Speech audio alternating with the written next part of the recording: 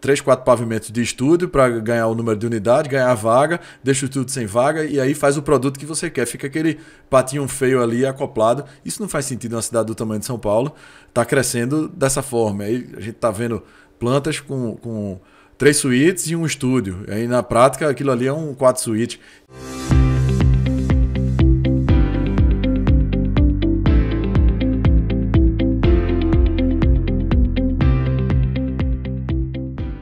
Começa agora mais uma edição do Vem Pra Mesa. Eu sou o Sérgio Langer e esse é o seu podcast do mercado imobiliário. Hoje eu tenho o prazer em receber Saulo Suassuna Filho, o Saulinho, CEO e founder da Molecular. Saulinho, seja muito bem-vindo ao Vem Pra Mesa. Muito obrigado, Sérgio. Prazer estar aqui com você. Hoje vamos bater um papo aqui. Finalmente a agenda deu certo aqui com o Saulinho, essa correria de São Paulo, Recife, Brasil. E vamos conhecer um pouquinho toda a trajetória do Saulo, grande trajetória no mercado imobiliário, e falar de inovação, falar da Molecular, falar de vários assuntos interessantes aqui para vocês. Antes eu quero falar dos nossos patrocinadores, quero falar sobre a LinkPay. LinkPay é mais que uma pagadoria, é uma plataforma integrada a um banco digital que oferece soluções para vários problemas na gestão de pagamentos com foco no mercado imobiliário. Não faça mais o comprador preencher vários cheques. O sistema da LinkPay realiza o repasse de cada pagamento. É muito mais agilidade e segurança na transação. Acesse linkpay.com.br e tenha acesso a todas essas facilidades. LinkPay, uma empresa Infinity Bank. E dá mais metro quadrado. Incorporador, se você está satisfeito com suas vendas, precisa equilibrar o share entre salão online e parcerias, está pensando em uma segunda força de vendas por conta dos lançamentos que virão, o VSO do seu estoque poderá ser impactado, então você precisa conhecer as soluções da Mais Metro Quadrado Gerenciamento Imobiliário do Simão e do Rodrigues. Eles estão à sua disposição para agendar um bate-papo e entender como podem acelerar os seus resultados. Acesse www.maism2.com.br e saiba mais. Saulinho, Molecular, conta um pouquinho sobre o que é Molecular, como que foi uma startup, podemos chamar de startup, né? Uma startup que nasce dentro de uma construtora onde vocês identificaram que existia uma dor no mercado. Exato. Inicialmente dentro da construtora e depois agora para todas as construtoras do Brasil inteiro. Exatamente, Sérgio. A Suassuna Fernandes, né, que é a incorporadora da nossa família, em 2013, final de 2013, lançou o primeiro edifício com apartamentos de 5 suítes do estado. E foi dezembro de 2013 e a gente assim, teve um lançamento exitoso. A gente vendeu, na época, um pouco mais da metade do estoque em poucas semanas. E aí, no ano de 2014, a gente não vendeu nenhuma unidade. Era um apartamento de 4 milhões de reais, e que para Recife é um ticket bastante alto. Qualquer cidade. Verdade. E foi um ano atípico, né? Porque já tinha Copa do Mundo, eleição, todo mundo estava postergando os investimentos. E nesse meio tempo eu tive a oportunidade de fazer um curso de Smart City no MIT. E vi lá um conceito de reinvenção da indústria automobilística e achei interessante, apliquei essa analogia no mercado imobiliário e, resumindo, cheguei numa conclusão de que o nosso... Mas foi algo fora do mercado imobiliário que te trouxe uma luz aí? Exatamente, foi um benchmarking. Benchmark. Essa analogia que eles fizeram, na hora que a gente aplica no mercado imobiliário, fica muito evidente que a nossa principal dor no mercado imobiliário é ter uma oferta estática para uma demanda que é extremamente dinâmica e num ciclo muito longo, né? Que a gente passa aí por oscilações na economia, por pandemia, passa por uma série de coisas e a gente fica com aquele produto estático. E que era importante que o imóvel fosse dinâmico como a vida das pessoas é. Bom, então, quando eu voltei dos Estados Unidos, eu reuni meu pai, meu tio, os engenheiros lá da empresa e disse, olha, a gente deve evoluir. A primeira geração da empresa? Da primeira geração da empresa, eu sou a segunda. E a gente deve evoluir para deixar de vender apartamentos e fazer módulos residenciais inteligentes. Foi assim que a gente... E aí você fala maluco. Total. Poxa, já tem tanta complexidade para deixar de pé todas as compatibilizações em cima de um projeto estático, quanto mais com várias opções. E aí a gente avançou com isso, a gente tinha lá um outro... Você é engenheiro de formação? Eu sou engenheiro civil e arquiteto, tenho duas formações. Tá bom. E então a gente já fazia esses projetos internamente na empresa e a gente revisou um outro lançamento que nós tínhamos lá 4 unidades por pavimento, com 50 metros quadrados, 2 dormitórios. e a gente revisou isso e reposicionamos os elementos técnicos de uma tal forma que a gente permitia que esses apartamentos que agora a gente passou a chamar de módulos, eles se combinassem sem os vícios de uma junção. Né? Então, com a boa integração sem de planta, os vícios da junção. Da junção. Uma planta integrada que quando você comparasse com uma planta de mesmo tamanho no mercado, você não perceberia que era fruto de uma combinação. Enfim, e todos os vícios que a gente sabe que acontece na junção de ficar aquela planta esquisita, fica meio um Frankenstein ali. E na hora que a gente colocou isso no mercado, que foi em julho de 2015, foi um baita sucesso de vendas e como o mercado estava muito parado, chamou muita atenção. Então os jornais locais noticiaram bastante. O que havia sido previsto inicialmente das unidades individuais menores só representou 15% das vendas.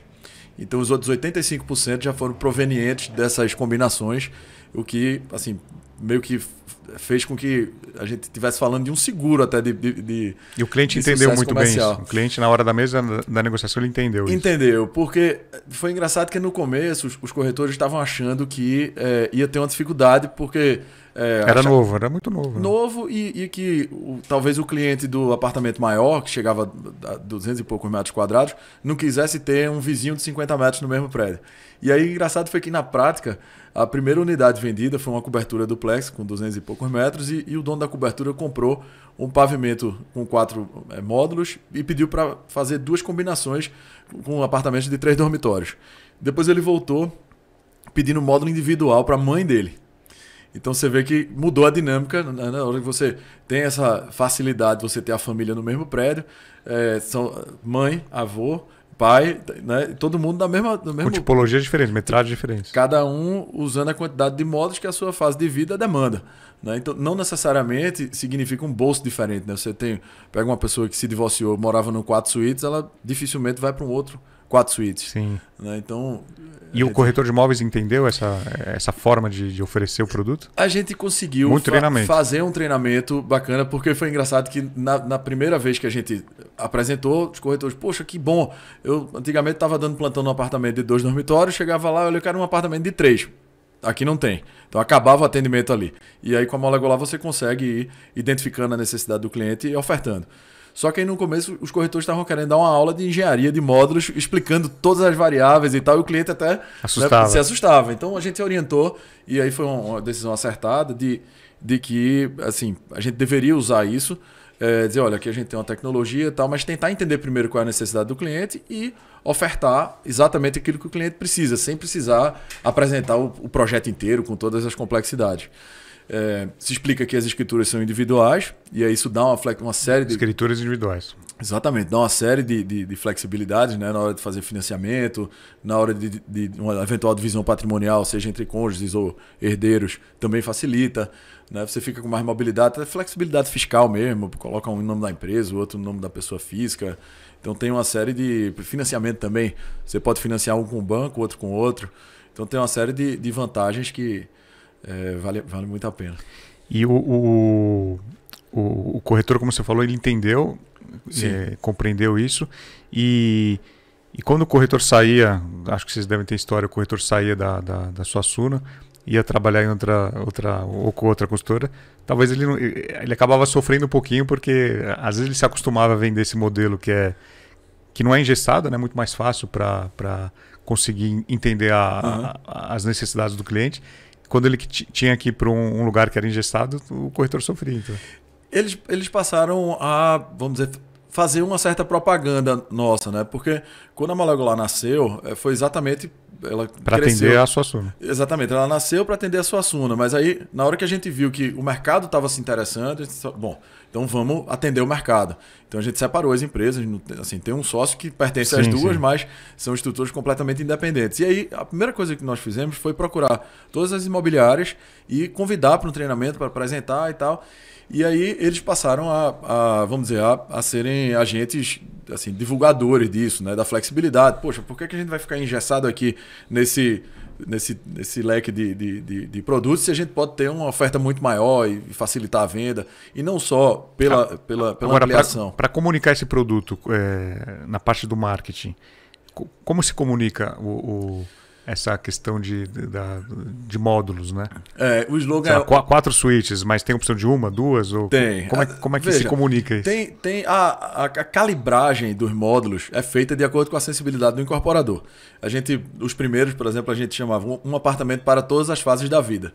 E todas as fases da vida pode ser uma pessoa que começou precisando de pouco espaço, ao longo da vida ela vai precisando de mais, depois ela passa a precisar de menos de novo. Mas também pode ser esse caso desse cliente, que ele precisava de muito, ou queria muito, e ele tinha na família dele outros que precisavam de menos, ou espaços diferentes, e conseguia agrupar todo mundo ali.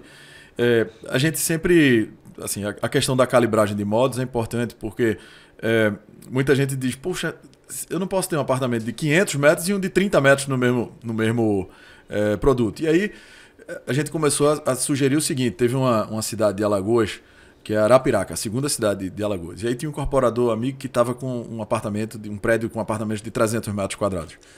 E aí ele disse, bom, veio a crise, eu fiquei com medo de lançar, eu achei arrojado para a cidade. Mas eu queria fazer um molecular, mas eu fico com medo, porque ele achava que você tinha que fazer sempre com 50 metros, e não é. Você pode fazer o módulo, calibrar do tamanho que você quiser. Eu disse, olha, a gente pode calibrar aqui com 3 de 100. Aí ele, será que o morador de 300 e com um de 100? Eu disse, olha, depende, a gente pode calibrar a tipologia do de 100. Se você fizer um apartamento com 100 metros, um módulo com 100 metros, mas com 2 dormitórios, com uma suíte bacana e tal, que você na prática pode ser o divorciado que morava no de 300, que não precisa mais de tantos quartos, mas também não quer abrir mão desse conforto. Então, essa calibragem aí é importante, a gente sempre combina com o incorporador. E na hora de aprovar o projeto, é aprovado como na prefeitura? Pelo menor é super simples. Pelo menor? Sempre pelo menor. Onde a gente tem a maior população, né, para poder a gente dimensionar tudo que depende de população em termos técnicos no produto. E na hora, assim, algumas cidades já começaram a criar um capítulo molecular nos seus planos diretores, né? O caso de Recife, o caso de Fortaleza, aqui em São Paulo a gente está bem próximo disso. Só não fizemos antes porque tinha... O que é o capítulo molecular? Então, na hora que você vai aprovar o projeto, a gente inclui uma planta com várias possibilidades de combinações. Essas plantas já ficam pré-aprovadas. Então, no momento do Habite, fica mais fácil do técnico fazer a vistoria. É uma opção. Pode ser uma opção. Pode ser uma opção. Como acontece em salas comerciais, por exemplo. Você chega lá, tem 10 salas no andar, só que uma empresa comprou e fez uma laje corporativa.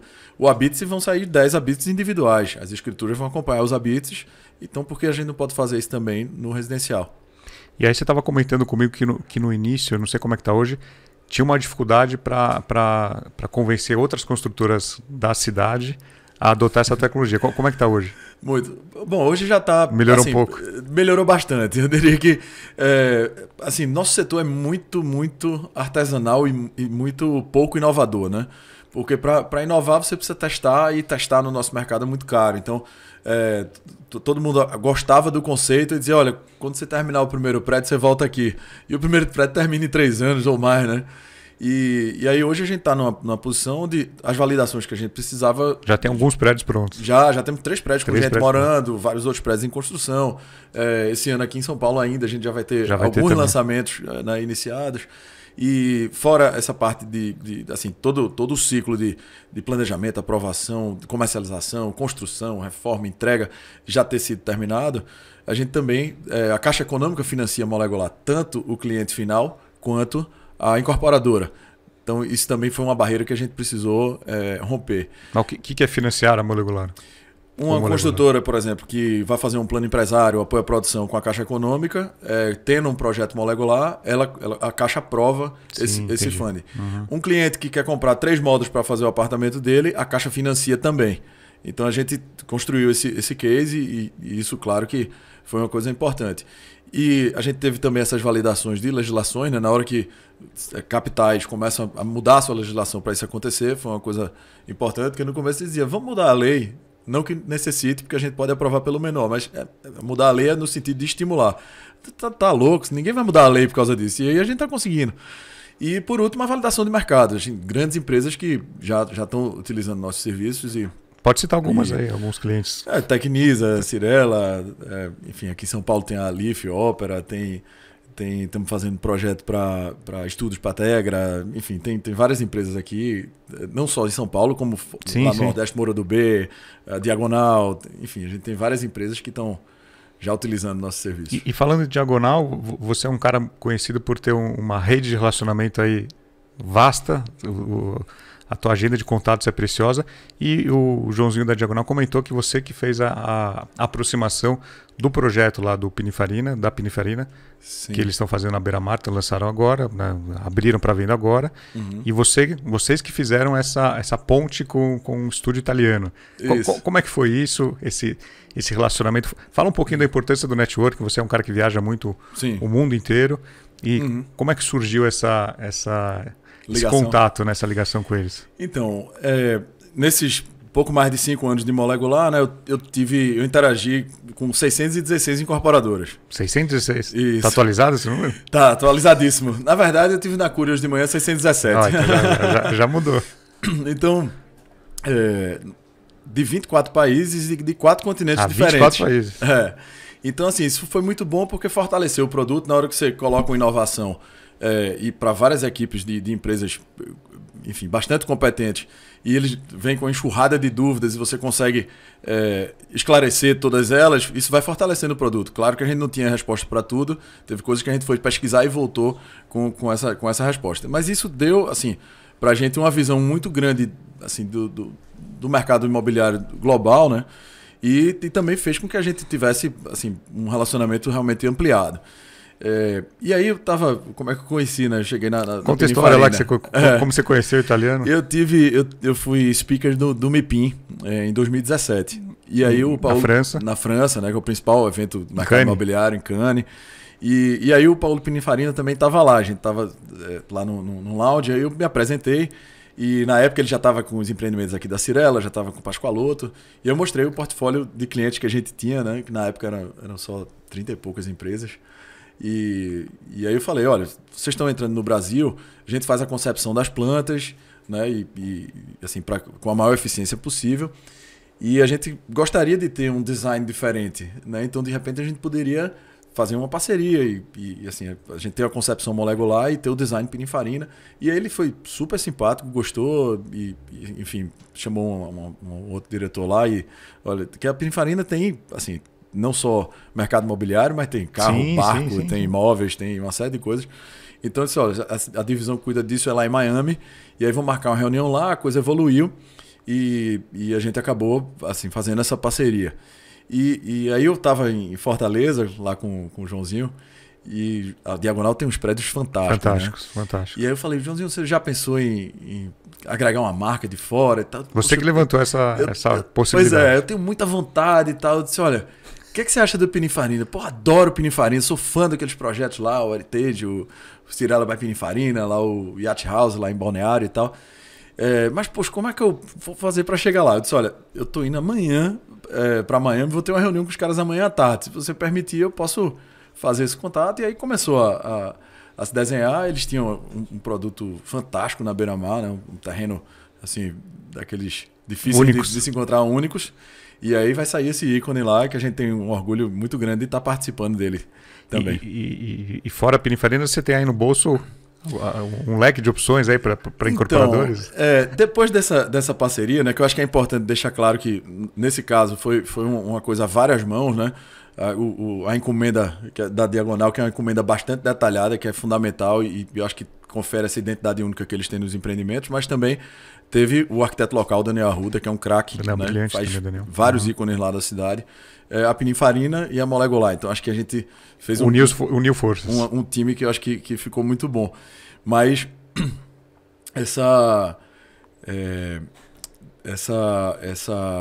parceria que na hora que começou o mercado comentando, o empreendimento ainda não está oficialmente lançado, mas o mercado começou a comentar, já soube, o próprio Joãozinho e João comentaram em algumas entrevistas e tal. E aí, comentou aqui, não veio para mesa. Comentou aqui também, não foi? Em dezembro de 2020 lá, gravei lá em Fortaleza com os dois. E eles comentaram que vocês que fizeram essa ponte aí. Isso. E aí, outras empresas tomaram conhecimento disso e aí procuraram, olha, como é isso? A gente está aqui gostando dessa possibilidade de fazer um co-brand, parceria. Que opções você tem no bolso?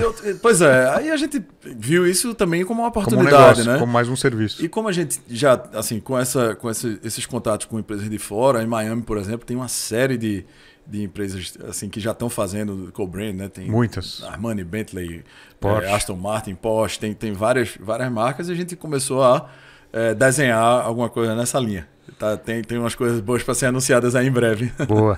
Agora, até falando sobre isso, né? Eu acabei de participar agora, acabei de organizar agora a missão de alto padrão e luxo aqui em São Paulo. Acompanhei. E muito se discutiu dessa questão de assinatura de marcas. Ter uma marca italiana, uma marca de fora, americana.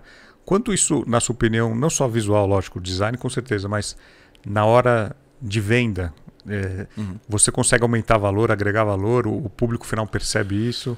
Então, a própria Cirela, acho que experimentou aqui em São Paulo uma valorização muito boa na hora que agregou a Pininfarina, né? A Pascoaloto lá também.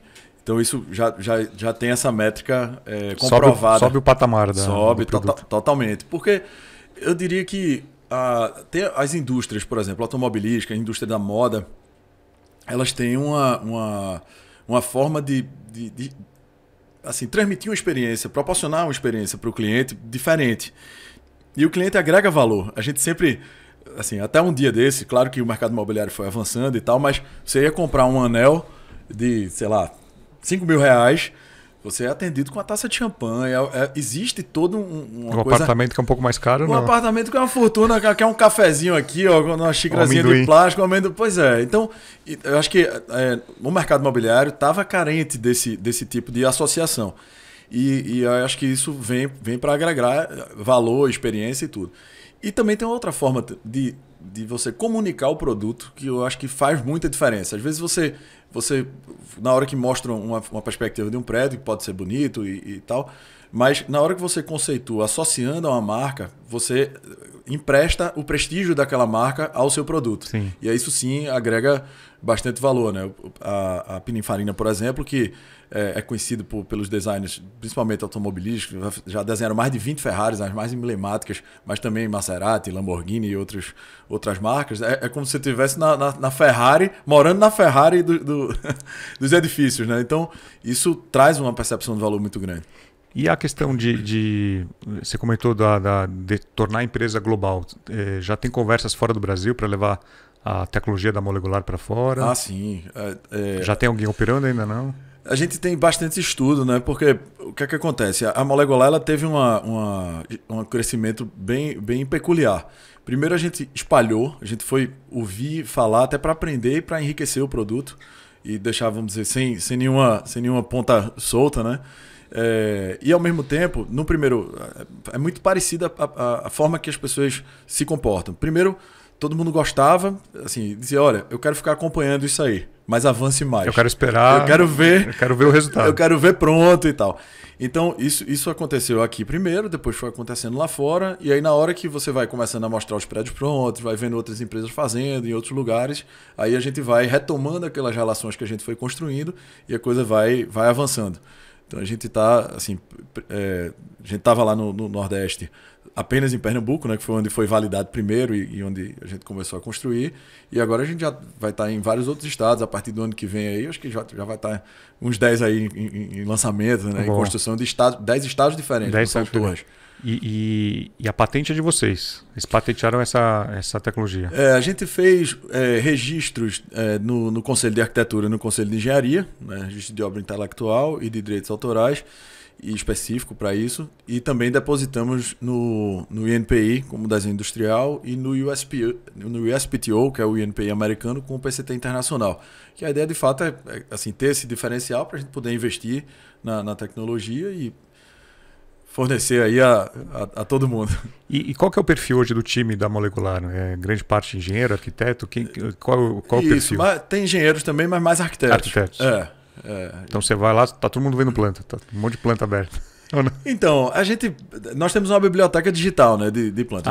Fala sobre esse aproveitamento inteligente. Nós temos mais de 5 mil módulos nessa biblioteca, porque na hora que você faz a planta artesanalmente, e eu não digo na mão, eu digo mesmo você materializando, usando a ferramenta de CAD e de BIM para materializar aquela criatividade, nem sempre, ou melhor, quase nunca, você consegue ter a melhor eficiência. Então, na hora que você já tem esses combos desses módulos pensados para ter a melhor eficiência possível, inclusive quando eles se combinam, a gente, além de conceber num período muito mais curto, a gente consegue uma taxa de eficiência realmente muito mais alta. Né? Quando eu falo taxa de eficiência, a gente consegue muito mais área de venda versus área construída do que normalmente se consegue. E isso, principalmente no momento que nós estamos agora... Lucro, é dinheiro no bolso do incorporador. Dinheiro no bolso. Resumindo, é isso. Pois é, e principalmente nesse momento que a gente está de custo subindo muito, é fundamental, né, a gente otimizar aí as margens.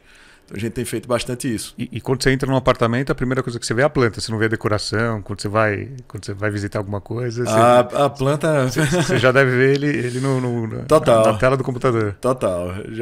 Já com as modificações. Já tem as melhorias. Exato. E falando um pouquinho sobre a parceria com a Tecnisa, que foi algo bem forte aqui em São Paulo. Sim.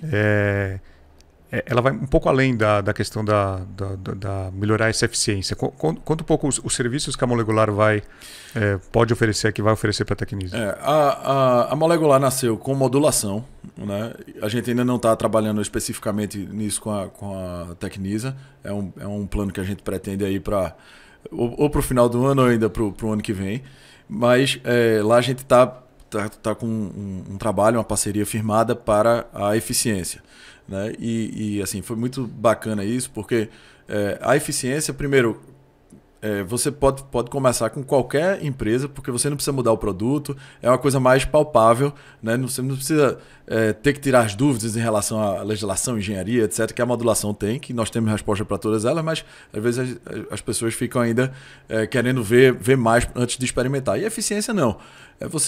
É dinheiro no bolso, como você falou, num produto que você já tem apostando, a gente pode mexer aí no produto. E no caso da Tecnisa, tem uma situação peculiar, porque o MEA tem uma presença muito importante e assim, intensa nas plantas.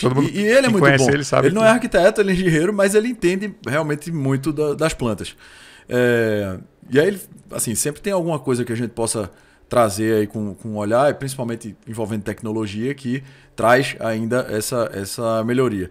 E na hora que você assim, traz essa eficiência, você consegue otimizar. Muitas vezes, na hora que você mudar a formatação, a forma que está posta a área comum, você troca os elevadores e tal, você acaba interferindo no layout interno.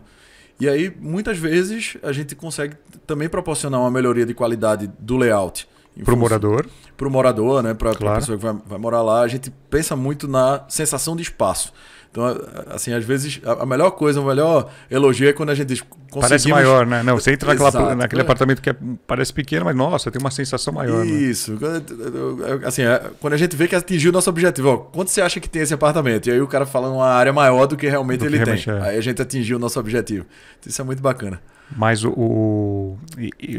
fala um pouco sobre os serviços que a Molecular oferece hoje para o incorporador, o leque de serviços que vocês têm disponíveis hoje. Então, o Core Business, que é a modulação, né? Modular a oferta de produto, essa questão da eficiência. Né? E a gente tem aí duas outras questões que eu acho que, vamos dizer, não é que são menos importantes, mas são menos aplicadas, mas igualmente interessantes. Essa questão do co-brand, que está acabando virando um novo braço, né, nosso da Molecular. E o outro é a questão da salubridade, né, que é uma coisa que a gente não falava. Se falava em green building, depois nos Estados Unidos se falava de health building antes de pandemia, mas muito mais voltada a bem-estar. E agora a gente tem uma real preocupação de redução de riscos de contaminação. Então, é por isso que a gente diz que essa evolução natural é Green Building, Health Building e agora Pande Building, que é o trabalho que nós desenvolvemos durante a pandemia. Então, fala sobre o Pande Building, que é um projeto que vocês começaram aí durante a pandemia. Foi inúmeras lives. Quantas lives vocês fizeram? Foram 24 lives em 5 meses, com 77 painelistas de 11 países diferentes. E de setores diferentes também, não só imobiliário, mas tinha outros 11 setores. E tudo isso resultou num projeto? Resultou num projeto de um edifício conceito, num tour virtual de 14 minutos, que mostra essas soluções na prática. São mais de 100 soluções aplicadas, que foram assim, gentilmente emprestadas por esses 77 Pande Builders, como nós falamos, emprestando sua experiência, sua credibilidade, dando visibilidade às soluções e até sugestões que inspiraram outras soluções que se desdobraram na sequência. E a gente condensou isso tudo nesse tour virtual. Com esse prédio do futuro. Exatamente. Que já está disponível, né, inclusive. Já está disponível. A ideia é isso, assim, nós vamos disponibilizar gratuitamente no mercado, vamos colocar num canal do YouTube, mas a gente está procurando uma emissora para fazer o lançamento oficial. Que conte um pouco da história das lives, né? Produzir mais de 40 horas de conteúdo, com gente muito boa, os expoentes do mercado imobiliário. Isso rende o livro, lá. Né? Rende o livro. Tem esse plano também. O livro, documentário, né? Tem a certificação. A gente pretende fazer um selo exatamente para certificar os prédios que estão preparados para enfrentar eventuais novas pandemias ou epidemias, ou simplesmente para melhorar a qualidade de vida e de salubridade dos moradores. O que você citaria de algumas características aí desse projeto que você pode falar aí? Podemos citar algumas das 100. Algumas bom, as mais básicas, porque, né? Assim, tem muita construtora nesse período pós-pandemia que lançou o coworking, lançou a sacada integrada, alguma coisa assim, falava que era prédios pós-pandemia, que era pensar... Na verdade, o projeto já estava aprovado, né? A gente sabe que esse ciclo é longo, infelizmente o incorporador sofre. E o que muitos incorporadores, pelo menos que eu vi por aqui, tentaram marketizar é pegar algum elemento que o consumidor evidenciou nesse processo de pandemia e incrementar. Sim. Mas o que seria alguns elementos importantes? Vamos lá, eu diria que assim, dentro dos apartamentos residenciais, a varanda gourmet, que já era um equipamento... É separado residencial e comercial o projeto, não? Sim, a gente, na verdade, assim, falando um pouco do projeto, a gente desenvolveu o projeto em 4 quadras da malha urbana da cidade de Portland, no estado do Oregon, nos Estados Unidos, que é uma referência de bom urbanismo, de walkability e vertical, inclusive. Então, essas 4 quadras a gente desenvolveu 4 pequenos blocos com usos diferentes. Então, a gente tem desde o super econômico até o altíssimo padrão residencial. Tem o comercial também, né, para poder mostrar as aplicações diferentes. Então, a gente tem esse mix para ficar um cardápio completo, né, e democrático. Então, do ponto de vista residencial, diria que a varanda gourmet, que já era consagrada em vários estados, principalmente aqueles que tinham algum benefício na lei para ter uma varanda maior. Então, cresceu a importância. Cresceu a importância e aí eu acho que mudaram as tipologias de apartamentos menores que não tinham esse espaço para que eles pudessem acomodar essa varanda gourmet também. É um respiro, né? Total. Então, e aí vira meio que o centro da casa, né? Áreas na sala com previsão na ambientação para você puxar aí um colchonete, fazer um funcional, ter algum lugar para você fazer exercícios. Né? O home office, claro, e aí tem home office dentro do quarto, tem home office na varanda, tem home office separado, tem vários home offices diferentes para estilos de produtos diferentes também. Eu acertei, porque eu comprei um apartamento em fevereiro do ano passado, antes da pandemia, e eu na planta original eu tirei o banheiro da empregada, que não fazia sentido, e fiz um senhor home office. Olha aí. Eu já estava prevendo. Já estava prevendo. Você sempre foi visionário. Valorizou o empreendimento. Já. Exato. E por último, assim, áreas de higienização. Então tem áreas de higienização no social, no serviço. Às vezes um aqui você até funcione para distribuir ali o fluxo, fica com a entrada única, né? Ou em um só. Aqueles apartamentos são muito compactos para ter lá embaixo, antes de você entrar na torre, você tem uma área ali para você higienizar compras e tal. Então isso tudo também faz parte, né, do conceito. A varanda gourmet que está no residencial também apareceu no comercial agora. Então, em vez de você ter uma copinha apertada e sem ventilação, de repente você passa a ter um ambiente legal, arejado e até uma área de vivência interessante nos prédios corporativos. Faz todo sentido, né? Sim. Então isso foi um outro ponto. Muito se falou na época de que tá resolvido o problema. Se você tinha um escritório para 90 pessoas, é só você reduzir agora para 30 e que está tudo certo. Nos projetos comerciais. Nos projetos comerciais. E não é assim, porque a gente precisa ter uma densidade para compensar o valor do metro quadrado de locação.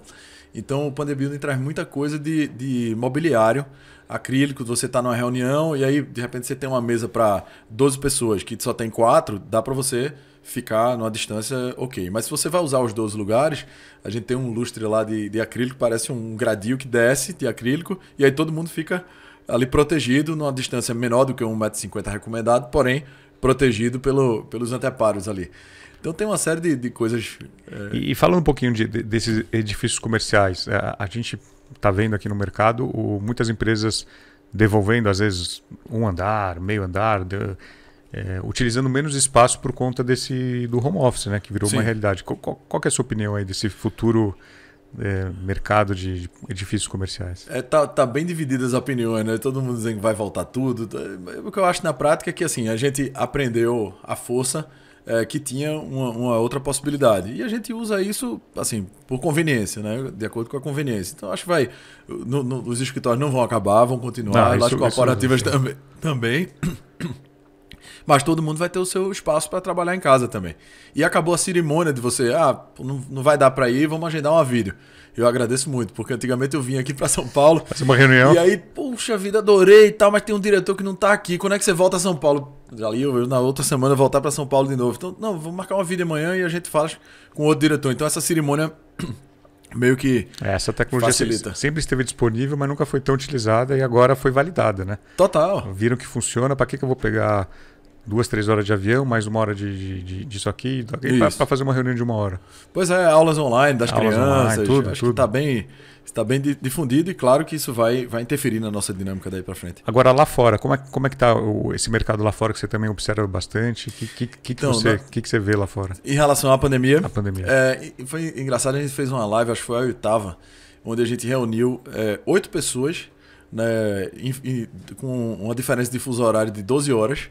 Então começou aí, tinha um em Buenos Aires, às 7 da manhã, se eu não me engano, ou era Montreal, não estou me lembrando agora qual era o mais cedo, e tinha às 9 da noite em Tóquio. E no meio tinha, na França, tinha na Inglaterra, tinha algumas pessoas lá trabalhando. E aí foi interessante porque cada um estava compartilhando as mudanças que estavam acontecendo nos seus locais. Então, por exemplo, no Velho Mundo, a limitação é muito grande para você adequar, né? Poucas construções novas, mais adequação, espaços pequenos, limitação às vezes de pé direito, de altura. Sim.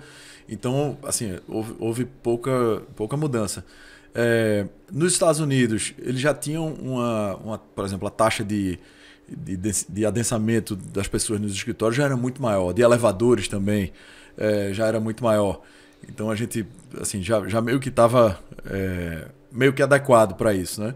E agora que a gente vai ver, a primeira safra de lançamento está vindo agora e vamos ver na prática o que é que está acontecendo de fato, né? Em vez de só no discurso. Agora, comparando toda a tecnologia que a gente tem no Brasil, você nasceu em construtora, respira esse mercado imobiliário muito forte. Ontem eu até estava conversando com alguns incorporadores, construtores, comentando da velocidade de construção de outros países frente ao Brasil, que não dá para comparar. Como é que você compararia hoje a tecnologia brasileira, talvez método construtivo, tecnologia, com o que a gente vê lá fora? Então, vou usar aqui um comentário que é do meu amigo Panda Builder também, Luiz Henrique Ceoto, né, que é o craque, eu acho que talvez o melhor, não vou dizer o melhor para não ganhar antipatia de ninguém, mas talvez um dos melhores engenheiros do Brasil. E o Ceoto, ele diz o seguinte, que a tecnologia ela está muito atrelada ao funding, né? Então, no Brasil, ele faz esse paralelo com a indústria da agricultura, por exemplo. Há 40 anos atrás, a indústria da agricultura e da construção civil eram os patinhos feios de produtividade e aí, em relação ao mundo. E aí, 40 anos depois, a agricultura teve uma série de subsídios, etc., e se desenvolveu, e hoje é referência mundial, e a construção civil não, né? A Harvard Business Review aponta que só a indústria da caça e da pesca são menos inovadoras do que a nossa. Então, na hora que a gente tem um funding que a gente pode construir os prédios que hoje a gente constrói em 4 anos, que a gente poderia tranquilamente, do ponto de vista técnico, construir em 1 ano, 1 ano e meio, né? Aí a tecnologia começa a aparecer, você começa a usar soluções prontas. Hoje a gente gasta entre 4 e 5 vezes mais hora homem por metro quadrado do que nos Estados Unidos, por exemplo. Então, agora, a nossa mão de obra é mais barata. Mas então, na hora que você tem um mínimo de apoio, de uma estrutura mais adequada, vou dar um exemplo aqui do Casa Verde e Amarela, que é um programa que ele tem uma estrutura de funding que, né, favorece o desembolso, né, o fluxo da obra. a gente já passa a ser referência. Então a gente já está mais, assim, sendo mais referência, por exemplo, no supereconômico em termos de tecnologia do que os Estados Unidos, por exemplo. Né? A gente ainda está muito artesanal do ponto de vista de blocos cerâmicos, por exemplo. A gente tem aqui no Brasil, tem no Irã, tem assim, pouquíssimos lugares ainda utilizando blocos cerâmicos, né, comparado lá fora.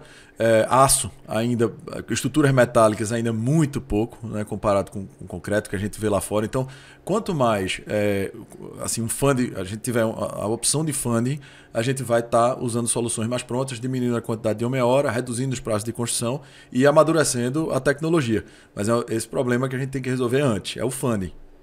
Eu gravei aqui com o pessoal do Brasil ao Cubo, que faz, que agora foi comprado, Sim. recentemente foi comprado pela Gerdau, né? Sim, meu amigo Medalha. Tá lá. Mas ele tem um problema que o prazo fica mais rápido, só que a hora é muito mais caro, porque o tipo de profissional que exige isso é um profissional mais caro. Pois é, como tem menos, tem poucos profissionais e isso fica mais caro. Na hora que você começa a aumentar a escala, outros profissionais vão se credenciar e isso vai equilibrando.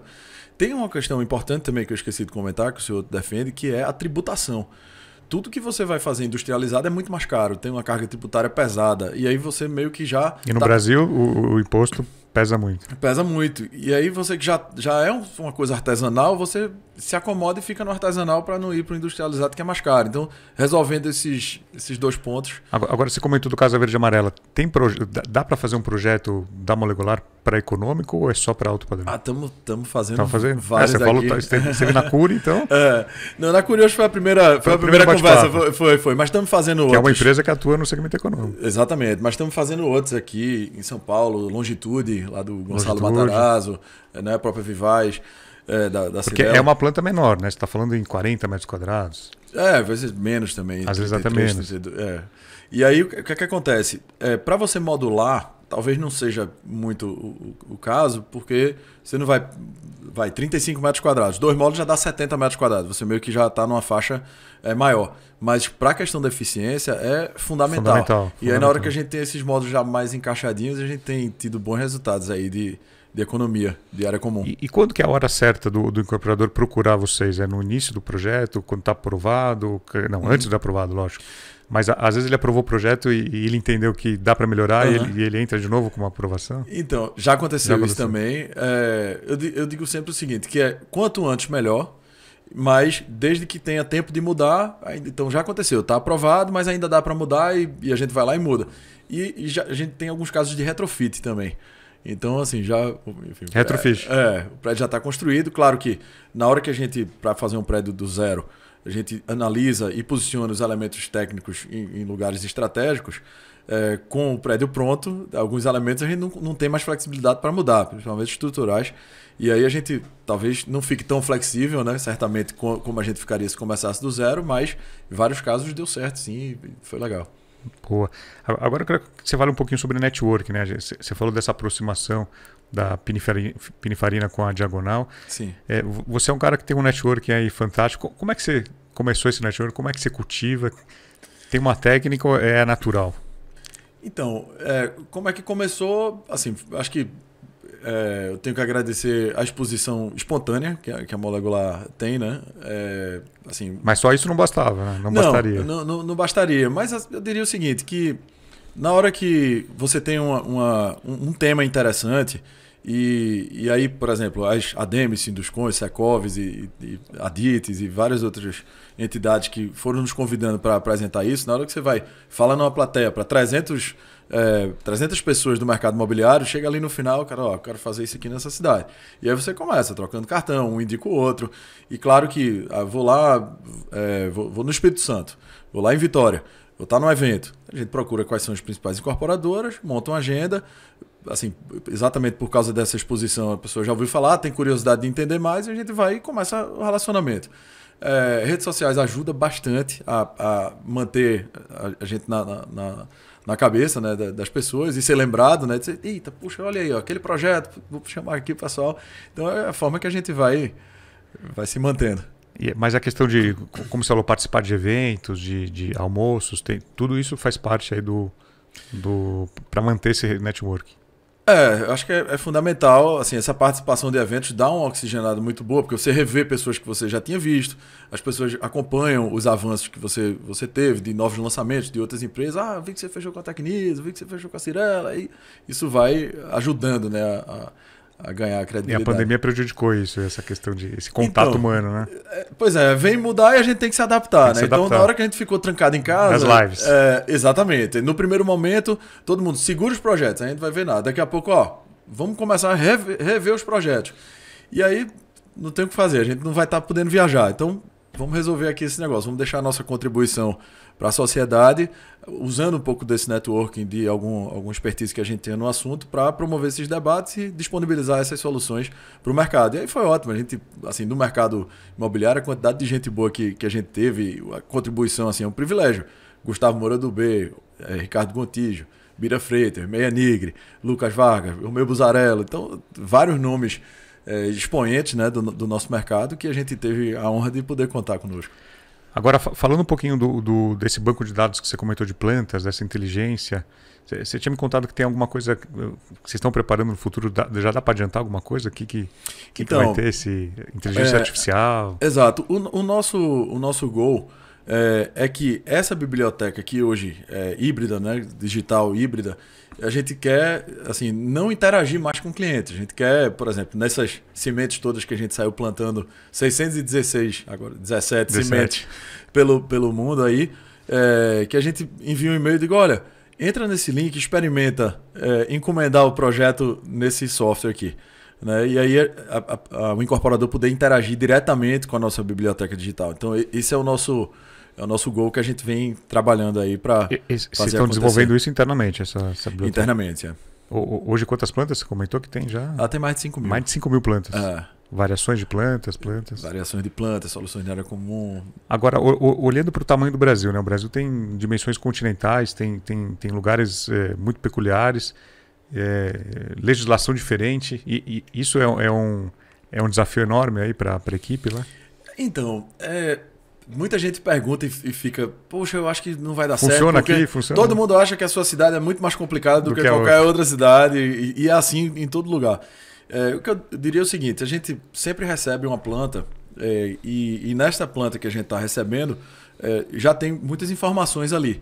Então a gente pergunta onde a gente enxerga que tem alguma coisa para se mudar, se olha, tem alguma dimensão mínima aqui, tem alguma... enfim, a gente pega um briefing, um apoio da empresa. E hoje, é difícil você não ter um plano diretor que não está disponível pela internet. Então a gente faz essas duas pesquisas aí. Mas no primeiro momento o apoio da incorporadora também ajuda bastante. Mas eu digo o seguinte, se a gente, nos Emirados Árabes, a gente conseguiu investigar a lei e desenvolver alguma coisa, nas cidades brasileiras tende a ser mais fácil, né? Chega a ser mais fácil. Agora, eu estava esses dias com alguns incorporadores visitando o empreendimento, e eles olhavam assim, muito fechamento de sacada, de cozinha, falando, não, aqui pode, aqui não pode. Sim. Tem muita característica disso. Eu acho que tem uma coisa que eu ainda vou escrever um livro sobre isso, porque a gente fica observando os planos diretores, né, dos lugares. Qual que é o pior? Então, tem pode falar, qual que é o péssimos. Pior? Não, qual que é o pior? O pior de cidade brasileira. Você conhece alguns, qual que é o pior aí para trabalhar? Olha, não vou falar pior e melhor, vou falar diferente. Por exemplo, Brasília, você pegar o plano, muito o plano piloto, você, eu tenho que ocupar essa projeção. Você acaba criando umas plantas estranhas, né? Muito mais profundas do que deveriam ser e do que seriam, assim, se pudesse não ser, a gente certamente faria. Acaba criando isso. Essa questão do benefício da varanda também é uma coisa muito estranha, né? Quando a gente vai olhando, já que tem prédio que você vai, circula a sacada toda porque pode, então vamos aumentar. Né? Tem outros que a gente vê uma varanda gigantesca que a gente sabe que não vai ser uma varanda no futuro. Então, assim, eu acho que se tivesse não vou dizer uma unidade, porque a gente tem clima diferente também, país continental, mas eu acho que deveria haver um intercâmbio e uma discussão especializada nisso para tentar ter uma coisa mais uniforme. E aí tem umas curiosidades assim que eu acho interessante. Por exemplo, na cidade do Panamá tem uma legislação muito parecida com Goiânia aqui. Então, algum goiano foi morar lá e... Pois é. É engraçado isso, porque você define o prédio pelo edifício garagem, né? Então você tem as tipologias, você tem que ter a quantidade de vagas, e aí você vai fazendo a planta de vaga, e na hora que você consegue estabelecer a quantidade de vagas que você tem ali, você agora já sabe o que é que você pode subir.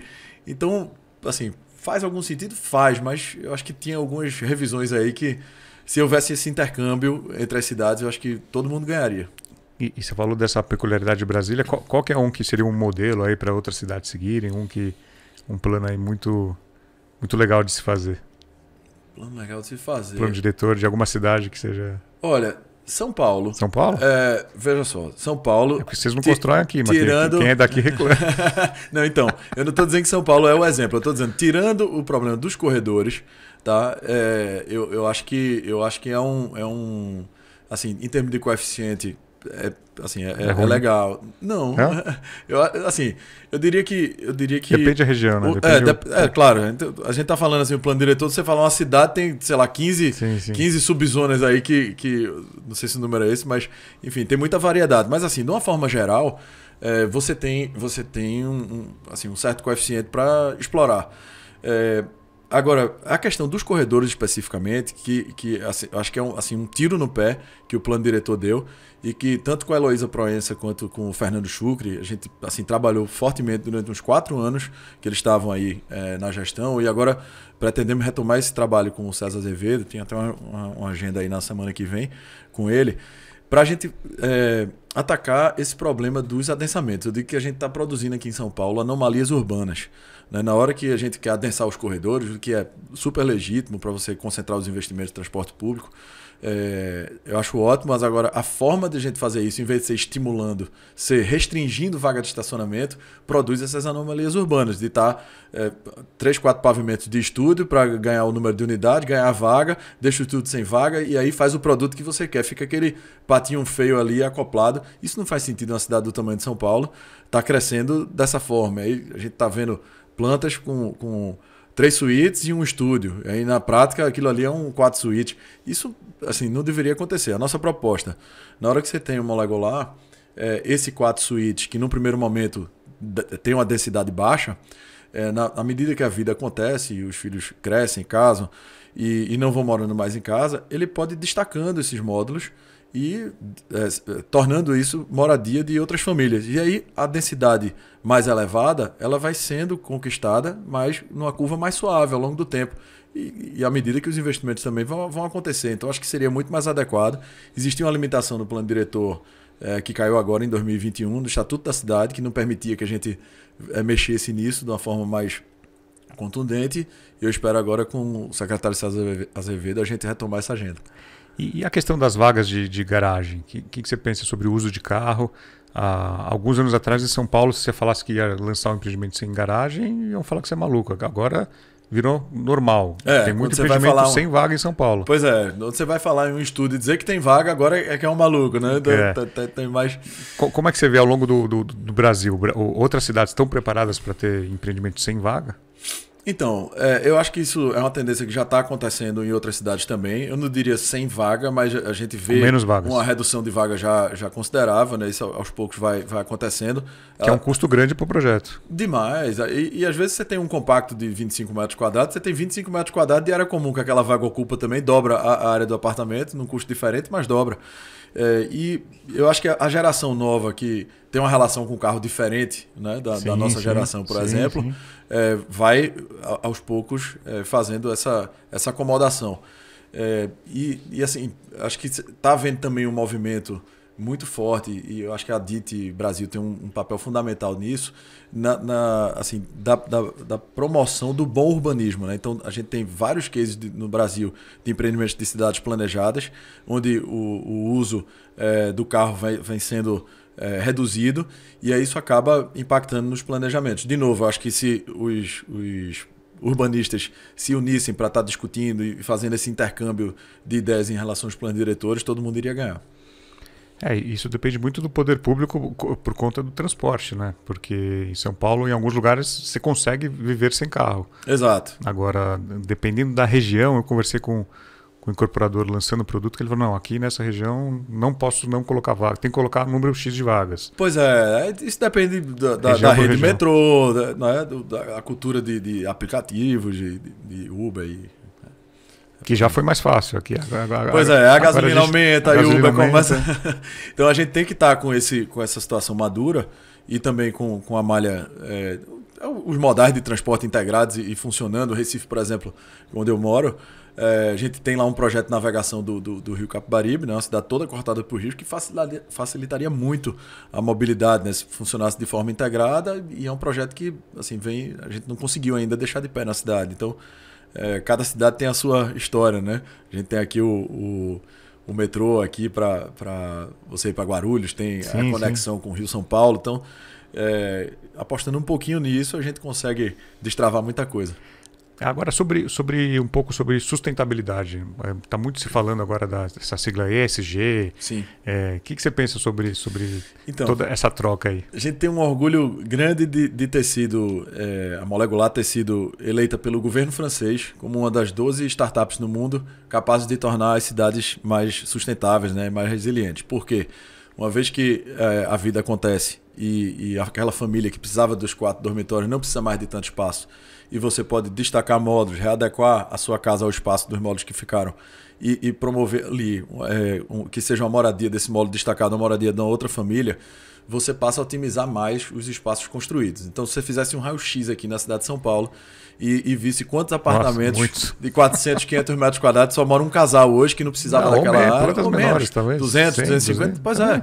Então, se todo esse espaço ele fosse reutilizado, a gente teria assim, uma economia gigantesca do meio ambiente, de aplicação de energia, um respeito, eu até diria, da energia e recursos do planeta aplicados para materializar aquele espaço.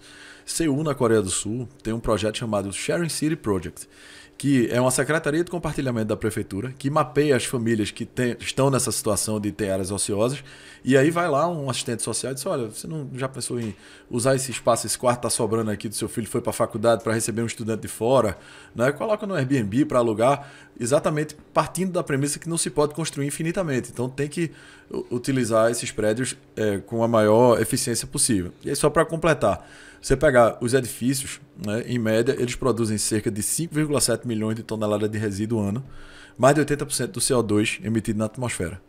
Né? Então, se a gente, até 2050, vamos ter 90% das populações morando nas cidades, o edifício é a melhor ferramenta da gente acomodar esse crescimento. Então, a gente tem cada vez mais pensar em fazer esses edifícios da maneira mais eficiente.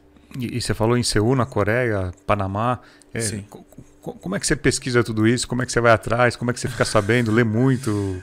Tem que ler bastante. Né? Nos eventos internacionais também, a gente vai tomando conhecimento dessas, né? desses países que têm assim, um olhar diferente. A gente, por exemplo, a Prefeitura de Recife levou a Molecular expôs a Molecular, na verdade, num evento chamado Smart City Expo Índia, em Jaipur, lá na Índia. Então, assim, como é que eu fiquei sabendo? A secretária de Inovação da cidade disse, olha, a gente está participando de um evento onde as cidades vão participar e a gente gostaria de levar o case da Molecular. Eu disse, ótimo, eu nem fui, ela que foi lá e apresentou. Então as pessoas vão também... defendendo a bandeira, né? Exato, vão comunicando, vão trazendo essas novidades. Olha, você soube que a ONU está fazendo agora uma campanha que está buscando isso e aquilo, a gente está em contato com a ONU também para... enfim, buscar a ONU Habitat, e aí acaba chegando também esses insights, além da pesquisa que a gente faz também. E para onde vocês querem levar a Molecular? Até onde? Bom, não tem mais fronteira, né? Eu acho que assim, a gente já tivemos no Japão, né? Tivemos lá em Tóquio, antes da pandemia, passei 40 dias na Ásia, visitou 8 países lá, Singapura, Tailândia. Eu acho que onde tiver gente, Sérgio, onde tiver mercado imobiliário, a gente quer tá junto, né? Que tá disponível. Pois é, essa colônia de Marte aqui fazendo uma brincadeira, no dia que ela acontecer, a gente vai querer estar lá também, tô brincando. Muito bom, Saulinho. Bom, estamos chegando ao final aqui da nossa entrevista, quero agradecer aí a sua disponibilidade. da agenda corrida para a gente conseguir marcar. Finalmente conseguimos aí sincronizar. E gostaria que você deixasse uma mensagem final aqui para toda a nossa audiência do Vem Pra Mesa aí. Boa, Sérgio. Primeiro, queria agradecer demais. É uma honra estar aqui. A quantidade de craques que passaram aqui já na sua mesa. É realmente uma honra ter sido convidado e ter participado aqui. Espero ter dado alguma contribuição para o nosso setor. Claro, com certeza. E eu deixaria, assim, eu acho que essa mensagem dessa unidade do nosso setor, acho que é muito importante. Eu acho que a gente está vendo... Não só do setor, né? Como tudo. O Rubens Menem deu essa mensagem. Falou dessa unidade, mas não só do setor, de como um todo. Sim. Estão pensando parecido aí. Ó. Olha aí, que honra. Eu diria o seguinte, que a gente olhando para tantos lugares diferentes e empresas diferentes e tal, eu diria que assim, 80% é igual. 80%. Ou mais a diferença, até. Ou mais até. A diferença é muito sensível. E acho que a gente se conversa muito pouco, sabe? Vou dar um exemplo. Lá em Portugal, a gente está vivendo aqui uma febre de compactos. Lá em Portugal, né, que é o T1, T2, os apartamentos são muito grandes para a tipologia que oferece. E eu acho que eles olham um pouco para um outro mercado. E assim, acho que, por exemplo, um empreendedor português que resolveu fazer o primeiro compacto lá vai se diferenciar. Porque os caras estão reclamando que o mercado está caro. Em Lisboa está em ebulição, né, o mercado, muito investimento estrangeiro e tal. E ao mesmo tempo, não, o T1 tem que ter 50 metros quadrados, o T2 tem que ter 80 metros. É muito grande. Então, são coisas assim que a solução está aqui na esquina e ninguém olha. Acho que deveria se integrar mais. E hoje está todo mundo conectado. Eu não consigo entender realmente essa questão legislação, produto, até campanhas de marketing, soluções de funding. Eu acho que o mercado conversa muito pouco, assim, pelo que eu tenho observado. E assim, a Molecular tem feito meio que um papel de uma fotossíntese, né? Vai e leva e, poxa, por que você não pensou, olha, pesquisa isso aqui, tem uma solução bacana ali no juntar país as pontas. tal, na cidade e tal. Eu acho que isso a gente tem assim, de maneira muito tímida, né? Que a gente tem uma formiguinha dentro do negócio desse todo. Mas eu acho que se o setor se organizasse e fizesse isso de uma forma mais contundente, eu acho que teriam impactos rápidos e bastante expressivos. Além do ganho de eficiência. Total. Essa questão da eficiência é uma bandeira que a gente vem levantando. E assim, não é só o meio ambiente, é resultado, é lucro, tudo. É qualidade de vida, é melhoria de mobilidade. Na hora que você consegue aproveitar melhor os espaços dentro da cidade, você resolve o problema de mobilidade. Qual é a grande capital hoje que não tem problema de mobilidade? Você encurta as distâncias de deslocamento, é menos CO2, é menos trânsito. Só para finalizar, eu tive um professor em Harvard, que é o Jeff Speck, que é um dos... eu acho que está entre os 15 maiores urbanistas de todos os tempos. Ele tem um TED Talking que é muito interessante, que ele disse, olha, eu sou urbanista, mas eu vim aqui falar de conversas que eu tive com epidemiologistas e com economistas sobre urbanismo. Poxa, como? Então ele deu esse exemplo da cidade de Portland, que é o que a gente usou como base para fazer lá o Pioneer Building, implantar o prédio do Pioneer Building.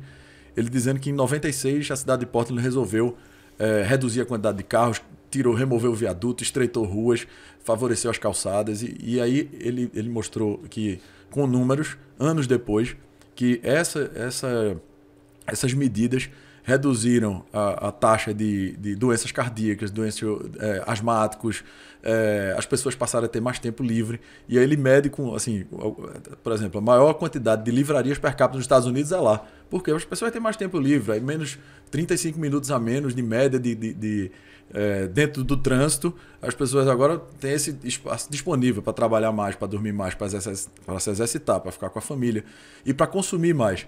Aí ele dá um dado que lá tem o maior índice per capita de livrarias, sex shop e roof racks, que são os bagageiros para o pessoal, como lá tem montanha perto, para levar canoagem, bicicleta e tal.